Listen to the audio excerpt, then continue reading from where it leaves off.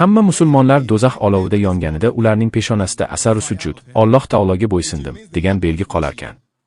Keyin esa Alloh taolo ba'zi odamlarni do'zaxdan olib chiqadi va hatto payg'ambarning o'zi ham u do'zaxdan chiqarilganlar orasida bo'lishini yoki bo'lmasligini, yoki bo'lmasam do'zaxda yonib ketadimi yo'qmi amin emasligini aytadi.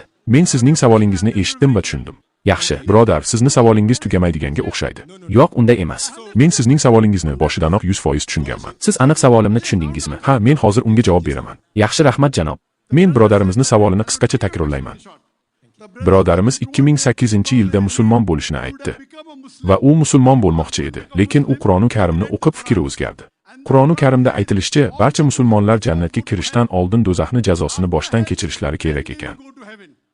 Va hatto payg'ambarimizni o'zi ham birinchi navbatda do'zaxga tushar ekan. Birodar, bu Qur'on. Menga aytingchi, buni qayerda shunday deb aytilgan? Bu qanday bema'nilik? Yaxshi